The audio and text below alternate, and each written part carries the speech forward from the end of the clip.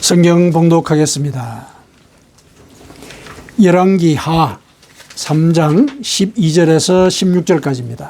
열왕기 하 3장 12절에서 16절까지 같이 봉독하겠습니다. 여호사밧이 이르되 여호와의 말씀이 그에게 있도다 하는지라. 이에 이스라엘 왕과 여호사밧과 에돔 왕이 그에게로 내려가니라. 엘리사가 이스라엘 왕에게 이르되 내가 당신과 무슨 상관이 있나이까?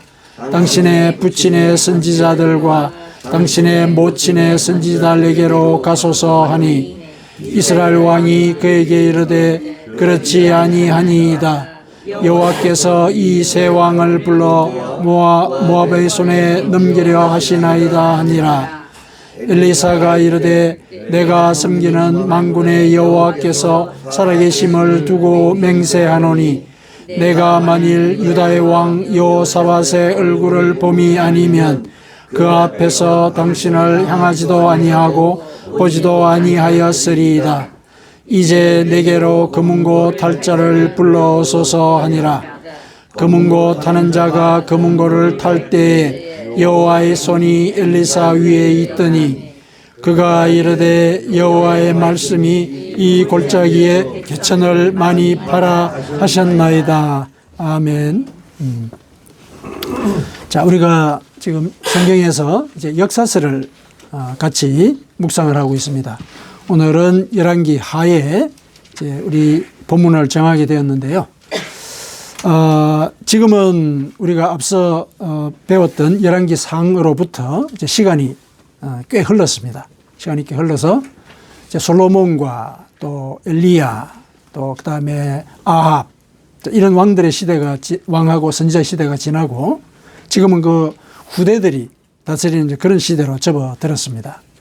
여기에 등장하는 인물이 이제 여호사밧 왕하고 그다음에 이스라엘 왕, 이름은 안 나와 있는데 이스라엘 왕이 여호람입니다. 이스라엘 왕하고 그다음에 에돔 왕, 12절에 그렇게 나와 있죠. 세 왕이 여기 등장을 합니다. 이 세 왕이 이제 같이 연합을 해서 이제 주변에 있던 그 모압, 오늘날 이제 그 요르단 그 지역이거든요. 요르단 그 지역을 이제 정벌하러 가는 그런 장면입니다.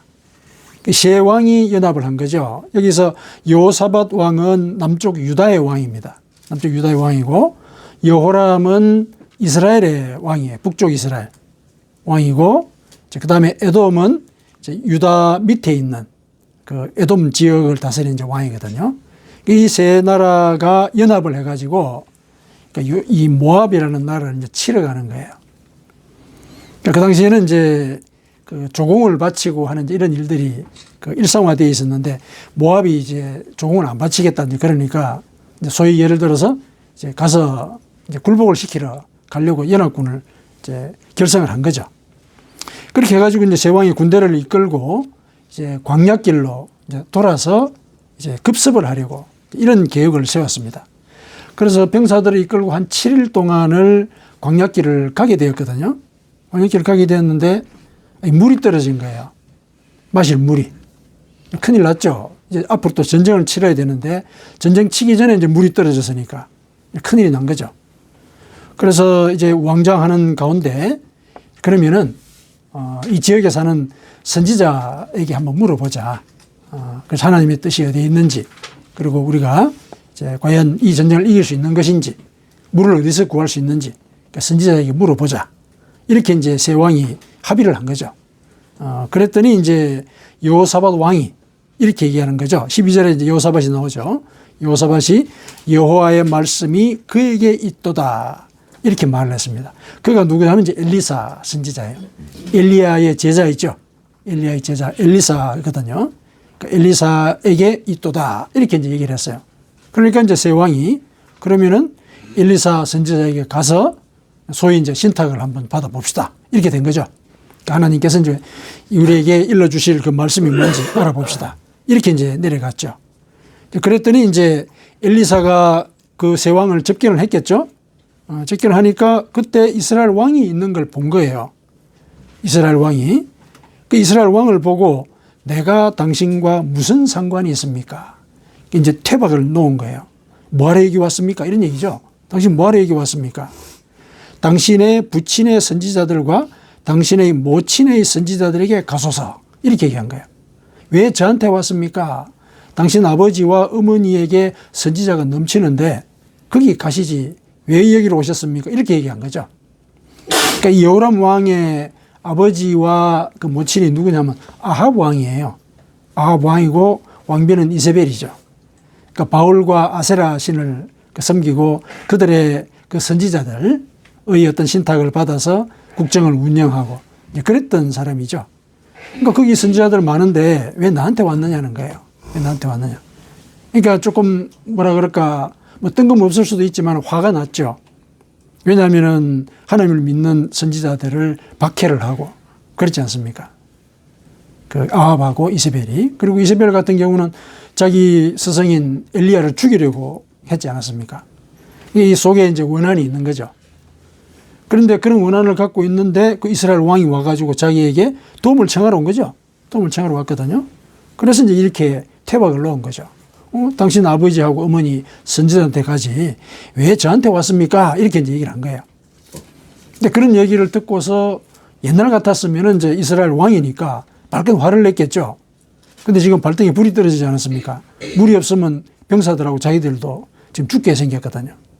큰일이죠. 그래서 이제 이렇게 달랩니다. 달래죠. 이스라엘 왕이 그에게 이르되 그렇지 아니하니이다. 여호와께서 이 세 왕을 불러 모아 모압의 손에 넘기려 하시나이다. 지금 전쟁을 치러 가는데 모압으로 가는 그 지경에 우리가 물이 없어가지고 죽게 생겼습니다. 우리가 이 상태라면은 모압이 우리를 치게 될 건데 우리는 그들의 손에 다 넘어가게 될 그런 형국입니다. 살려주십시오. 이런 얘기죠. 살려주십시오. 이렇게 얘기를 했습니다. 그래서 이제 엘리사가 그 얘기를 듣고 14절에 이렇게 얘기합니다. 내가 섬기는 만군의 여호와께서 살아계심을 두고 맹세하노니 내가 만일 유다의 왕 여호사밧의 얼굴을 봄이 아니면 그 앞에서 당신을 향하지도 아니하고 보지도 아니하였으리라. 이렇게 얘기합니다. 무슨 얘기입니까? 내가 화가 나는데 이 여호사밧 왕을 봐가지고 내가 당신의 얘기를 들어주겠습니다. 이 얘기죠. 아직 이제 화가 이렇게 가라앉은 건 아니에요. 그러나 이제 상황을 보니까 아주 급박하긴 하거든요. 그래서 내가 지금 하루 좀 참겠습니다. 참고 내가 또 여호사밧 왕까지 오셨으니까 이분을 통해서 내가 하나님의 뜻이 임하도록 기도를 하겠습니다. 이렇게 얘기한 거죠. 여호사밧은 이제 하나님의 뜻을 따르려고 노력하는 그런 왕이었거든요. 남쪽 유다에서. 그래서 이제 이 여호사밧의 얼굴을 봐가지고 내가 하나님께 기도하겠습니다. 이렇게 얘기를 했어요. 근데 문제가 생겼죠. 기도가 안 되는 거야. 기도가 안 되는 거죠. 그걸 어디서 알 수 있느냐 하면 15절에 이제 내게로 검은고 탈자를 불러오소서 그러는 거예요. 왜 기도하는데 검은고 타는 사람을 불러오라 그랬겠습니까? 마음을 가라앉히고 싶은 거예요. 이 화가 난 이 마음을 가라앉혀야 기도를 할 수 있을 거란 말이죠. 그래서 검은고 타는 사람을 불러와서 내 마음을 가라앉히게 해 주십시오. 이렇게 요청을 한 거죠. 이거는 이제 사울왕 때도 그런 경우가 있었지 않습니까? 사울왕이 막 이렇게 귀신이 들어가지고 화가 막 나고 이랬을 때 다윗이 옆에서 수금을 타줬죠. 그랬을 때 이제 귀신도 나가고 마음이 가라앉았다. 이런 사례들도 있고 실제로 이 상황 자체를 읽어볼 때 검은고 탈자를 불러오라는 얘기는 엘리사가 자기 마음을 다스리려고 그런 거죠. 그러니까 이런 요청을 했으니까 불러줬겠죠. 불러줬을 겁니다. 그래서 검은고 타는 자가 검은고를 탈 때에 여호와의 손이 엘리사 위에 있더니 그 마음을 가라앉히고 이제 하나님께서 이 엘리사의 기도를 들으시고 엘리사에게 어떻게 해야 될지를 알려주셨다는 얘기죠. 그래서 16절에 그가 이르되 여호와의 말씀이 이 골짜기에 개천을 많이 파라 하셨나이다. 그러니까 지정을 해준 거예요. 물이 나오는 곳을. 그러니까 거기 가서 땅을 파면은 병사들 먹일 수 있는 물이 나올 것입니다. 이렇게 일러준 거죠. 오늘 본문의 내용은 이제 그러한 상황이죠. 자, 이런 상황에서 이제 우리가 그 영적으로 살펴봐야 될 메시지는 이 분노라고 하는 것이 그 하나님과의 교류를 이렇게 차단을 하는구나. 근데 그것도 이렇게 엄청난 영적인 능력을 가진 엘리사, 우리가 열왕기하를 쭉 읽어보면 엘리사가 이렇게 행하는 그런 기적들이 엄청나거든요. 엄청나요. 죽은 사람도 살리거든요. 그런 일들을 하는 이런 엘리사조차도 화가 나니까 하나님과 소통이 안 되는 거예요. 그러니까 이 분노라고 하는 것이 영적으로는 우리 영적인 어떤 보루를 허무는 그런 어떤 타격감을 가진 굉장히 파괴적인 힘을 가진 그런 요소라고 하는 거, 그런 힘이라고 하는 거, 그거를 우리가 오늘 본문에서 알 수가 있는 거죠. 분노라고 하는 것에 대해서는 성경에서 누누이 우리에게 경계를 하고 있지 않습니까? 특히 이제 많이 알려져 있는 그 말씀 가운데 분을 내어도 죄를 짓지 말며 해가 지도록 분을 품지 말고 마귀에게 틈을 주지 마라. 에베소서 4장 26절에서 27절에 나오는 이런 말씀이죠. 그러니까 이 말씀 속에 분노의 어떤 그 구조가 드러나 있어요. 분노가 저지르는 일의 그 순환 구조가 드러나 있거든요. 근데 예를 들어서 내가 화가 난단 말이죠. 그 화가 나는 걸 예를 들어서 참지 못하면은 그 분노가 죄를 짓게 한다는 거죠. 죄를 짓게 하는 거예요. 그리고 죄를 짓게 하는 가운데 그 죄가 예를 들어서 분을 더 내게 하겠죠. 그러다 보면은 해가 지도록 분을 품고 있겠죠. 그럼 또 이제 속에 원한이 쌓이지 않겠습니까? 그럼 그 원한에 다시 마귀가 들어오는 거죠. 다시 마귀가 들어와서 또 분을 내게 하는 거죠. 그러니까 이런 악순환의 구조를 돌게 만든다는 거죠. 그래서 이제 바울 사도가 이렇게 얘기를 하는 거죠. 분을 내어도 내가 이 분이 죄로 갈지 안 할지 그걸 살펴보라는 얘기죠. 그러니까 죄를 짓도록까지 화를 내지 마라. 그리고 해가 지도록 분을 품지 마라. 그게 마귀에게 틈을 주는 일이다. 이렇게 이제 얘기를 하고 있는 것이죠. 그리고 이제 오늘 우리 본문에서 그 상황을 확인하지 않았습니까? 이 분노라고 하는 것이 하나님과의 소통을, 게다가 평상시에 영적으로 굉장히 출중한 성령의 힘까지도 이렇게 다른 사람이 느낄 수 있을 만한 이런 사람조차도 화가 나니까 그게 차단이 되는 거예요. 그게 차단이 돼요. 이게 분노라고 하는 거. 이걸 이제 우리가 경계를 해야 되는 것이죠. 성경에는 이 분노 때문에 이제 하나님의 의로움이 가려져 있는 이런 사례들이 많죠. 우리가 이제 역사서를 지금 현재 같이 읽어가고 있으니까 그 역사적인 사례, 성경에 나타난 역사적인 사례들을 한번 살펴보십시다. 분노의 어떤 파괴적인 힘들을 우리가 사례별로 한번 살펴보자는 얘기죠. 이 분노를 하게 되면은 오늘 이 엘리사의 어떤 상태에서도 확인할 수 있었지만은 제일 먼저 신앙적으로 타격을 미치는 부분이 하나님의 의로움을 가리게 되죠. 하나님의 의로움을 가리게 돼요. 왜냐하면 분노라고 하는 것은 결국 자기 의로움의 폭발적인 표현이잖아요. 내가 옳으니까 너는 틀렸고, 그러니까 내가 옳다는 사실을 상대방에게 폭력적으로 증명하려고 하는 그런 시도가 분노죠. 그러니까 하나님을 믿는 사람으로서는 하나님의 의로움보다는 나의 의로움을 앞세우는 거죠. 하나님의 의로움이 이제 내 의로움 뒤로 가려지는 그런 일들이 생기게 되는 거죠. 이거는 이제 요나의 사례를 보면 우리가 알 수가 있습니다. 요나가 니느웨 이 백성들에게 회개를 선포하라고 요나를 보내지 않았습니까? 근데 니느웨가 어떤 나라의 수도입니까? 이스라엘을 침탈해가지고 결국은 북쪽 이스라엘을 멸망시키는 그런 나라거든요. 그 나라의 수도에 가가지고 회개를 선포하라는 거예요. 그러니까 당장 어떤 민족적인 감정이 살아나지 않겠습니까? 당장 민족적인 감정이 살아나거든요. 하나님, 나는 도저히 그걸 용납할 수 없습니다. 요나서에 보면은 자기가 왜 하나님의 명령을 어겼는지 거기 4장에 보면 나와요. 당신이 예를 들어서 내로 하여금 니느웨에 이 회개를 선포하라고 하는 그 뜻은 당신이 자비롭고 은혜롭고 노하기를 더디하시고 그리고 이들을 구원하고자 하는 그런 뜻을 가지신 하나님을 증명하려고 그런 것이 아니었습니까? 이렇게 하나님께 되물어요. 저는 그게 싫습니다. 이렇게 얘기한 거예요. 왜냐하면 이 니느웨는 우리를 침탈하는, 우리를 압제하는 그런 나라인데 저는 도저히 그 앞에 설 수가 없습니다. 이렇게 얘기한 거죠. 근데 이제 그런 이 거부의 반응을 보이고 결국 도망을 갔지 않습니까?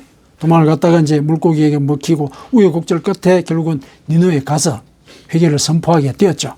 회개를 선포하게 되었습니다.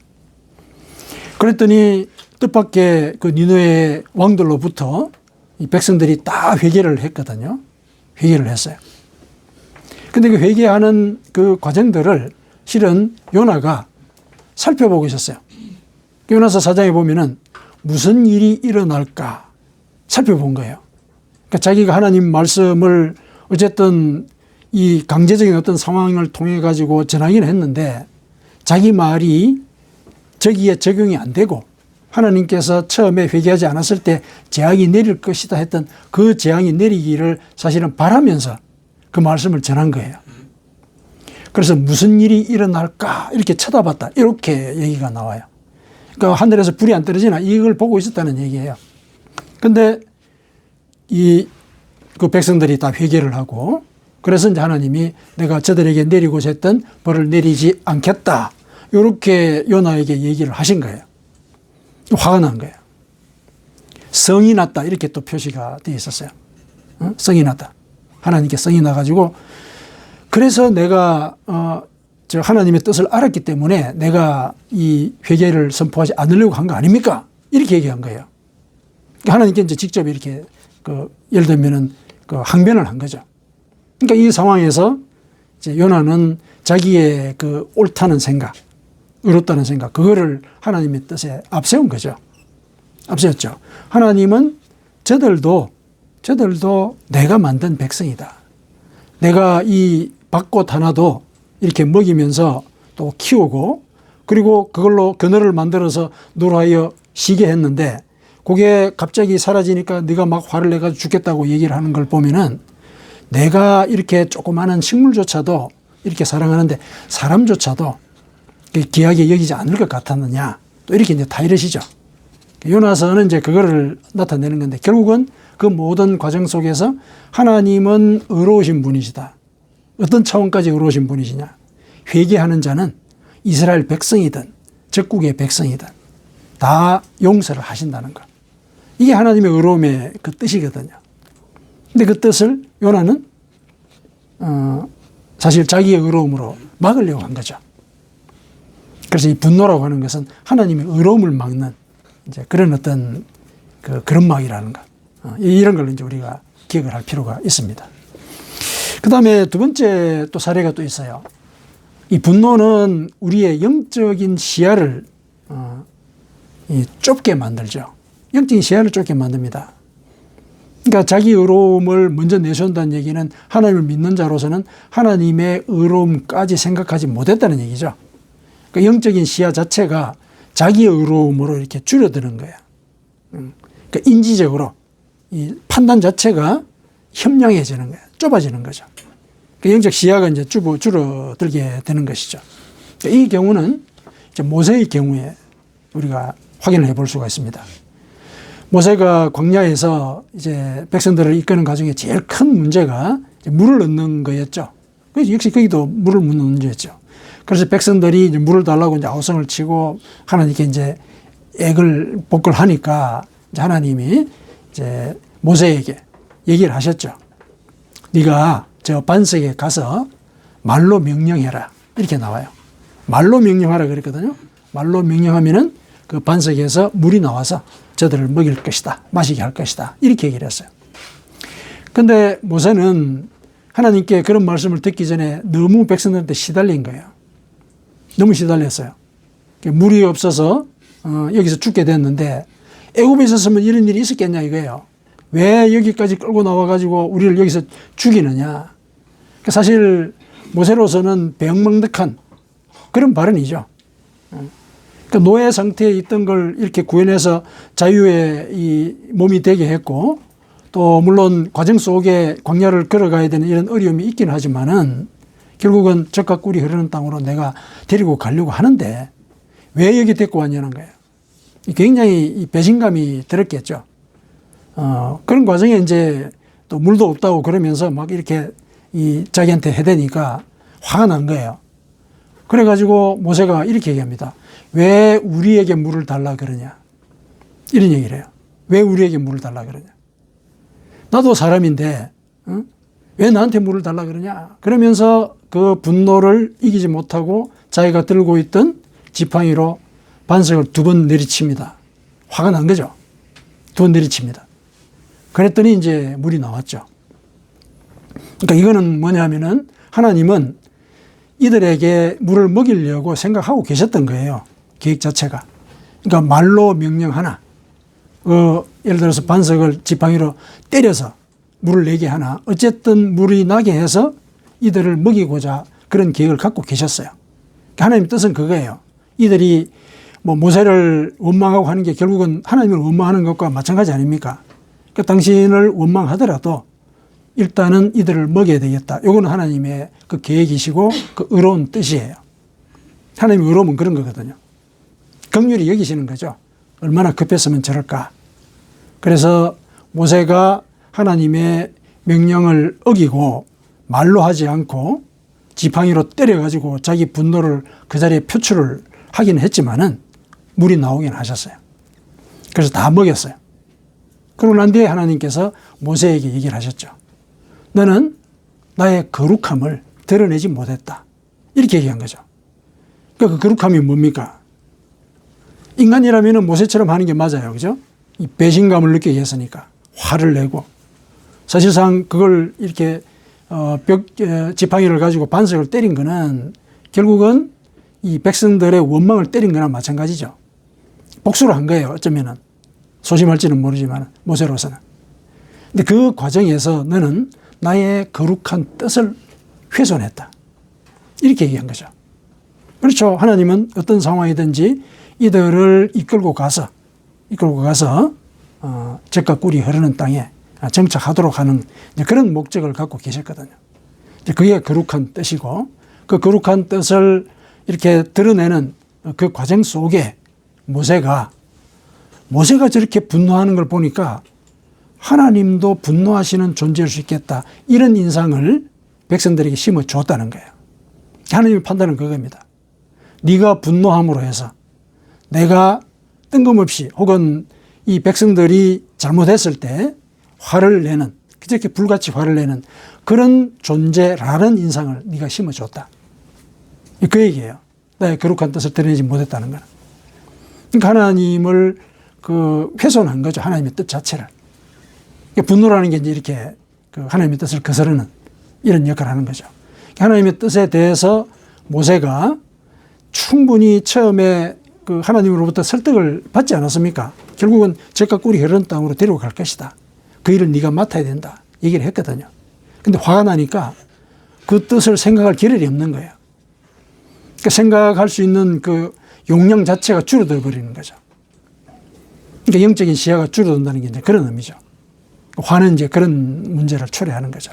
우리도 그렇지 않습니까? 화가 나면은 잘 안 보이죠. 옆에 일들이. 물불을 안 가린다는 얘기가 그런 거잖아요. 물불을 가려야 되지 않습니까? 일상을 살면서. 물불을 가려야 되거든요. 근데 화가 나면은 물이 뭐고 불이 뭐고 안 보인다는 얘기예요. 그러니까 하나님에 대해서도 그럴 수 있다는 얘기죠. 그 다음에 분노가 또 끼칠 수 있는 그 파괴적인 힘은 성령의 음성을 차단하는 거죠. 그 엘리사가 사실은 그런 경우죠. 오늘 본문에서 봤던 엘리사. 이와 같은 사례는 신약에서도 발견이 됩니다.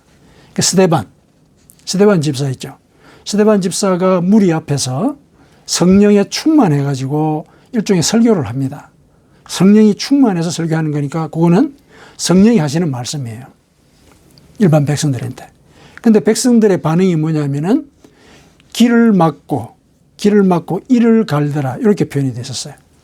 그러니까 자기들의 어떤 전통이라든지 또 자기들이 믿고 있는 바 그것을 거스르는 발언을 했다는 거예요. 이 백성들은 성전과 모세의 율법 요거를 구원의 통로라고 생각을 하는데 스데반은 그거는 물질적인 것이고 영원하지가 않다. 하나님의 뜻은 그러하지 않고 이 복음을 믿는 것이다. 예수께서 십자가에서 돌아가시고 당신들에게 알려주셨던 그 구원의 뜻, 그걸 따르는 것이다. 이거 일러줬거든요. 근데 그 얘기를 길을 막고 이를 갈면서 이렇게 분노를 표시한 거죠. 그래서 결국 어떻게 됐습니까? 결국 스데반을 죽였죠. 스데반을 죽였거든요. 그런 사태가 벌어지는 거죠. 성령이 하시는 말씀을 분노는 차단하는 거예요. 차단하죠. 이게 엘리사도 보여줬지만 우리도 마찬가지죠. 우리가 화가 나면은 기도 못하죠. 기도 못하지 않습니까? 기도가 안 되거든요. 그러니까 성령께서 세미하게 내 음성 속에, 내 마음 속에서 일러주시는 그 말씀을 듣지 못하는 거죠. 그 다음에 또 분노는 관계나 공동체를 파괴하죠. 그렇죠. 우리가 누구에게라도 아주 사소한 일이라 하더라도 누군가에게 화를 냈단 말이죠. 그러면 관계가 서먹해지지 않습니까? 서먹해지거든요. 하나님과 관계라든지, 그 다음에 우리 주변에 또 성도들이나 가족들과의 관계. 화를 내고 난 데는 굉장히 서먹해지죠. 극단적으로는 관계가 끊어지지 않습니까? 끊어지거든요. 분노는 이런 관계를 파괴하는 그런 이 역기능을 이제 발휘를 하는 거죠. 사울 왕이 그랬어요. 사울 왕이. 사울 왕이 다윗을 추적하지 않습니까? 추적하는 그 가운데 아히멜렉이라는 제사장이 이 다윗을 도왔다는 얘기를 들은 거죠. 물론 그때는 뭐 이렇게 정치적으로 입장을 다윗 쪽에 서서 그랬다기보다는 다윗이 배가 고파가지고 인간적으로 힘들어했던 거죠. 그래서 제사장만 먹을 수 있는 그 제단 위에 있던 그 떡을 갖고 와서 다윗에게 준 거죠. 그래서 나눠 먹게 했죠. 병사들하고. 이제 그렇게 했어요.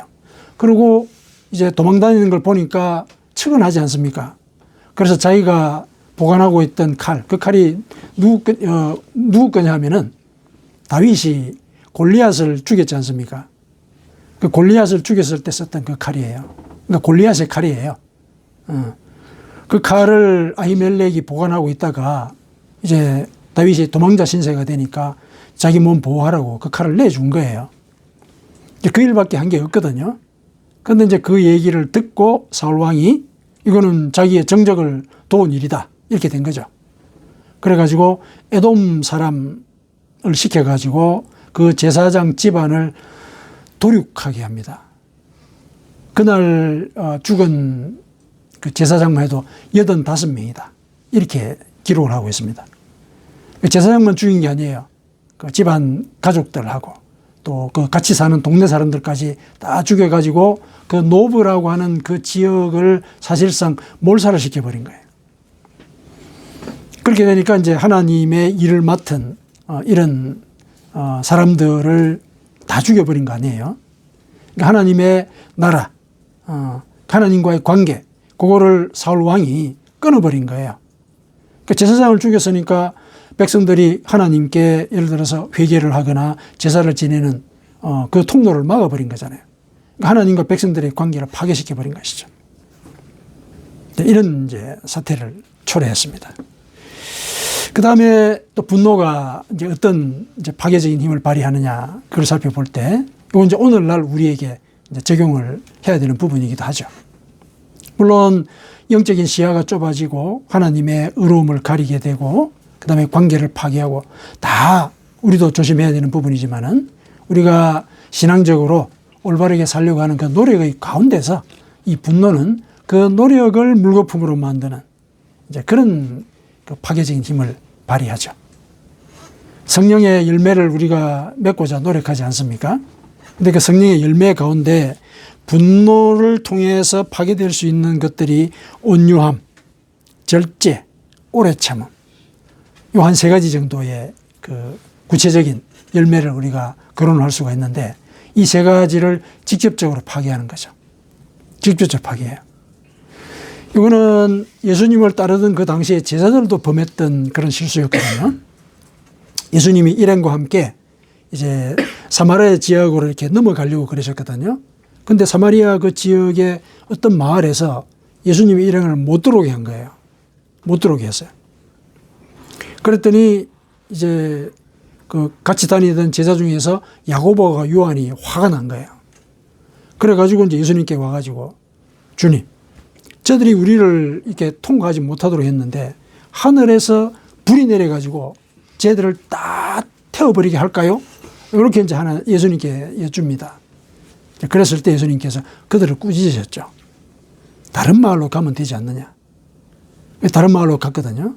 다른 마을로 가지 되지 않느냐는 그런 말씀하는 건 아닌데 뒤에 설명을 보니까 다른 마을로 가시더라 이렇게 돼 있단 말이죠. 그거는 결국 다른 마을로 가면 되지 않느냐 그 얘기를 하신 것이죠. 근데 예수님을 따르는 이런 제자들도 화가 나면은 이런 이제 그 패착을 두는 거예요.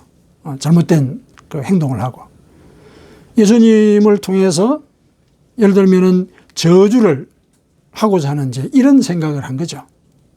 화가 나면은 이성적인 판단이 마비가 되니까 이제 그렇게 되는 거죠.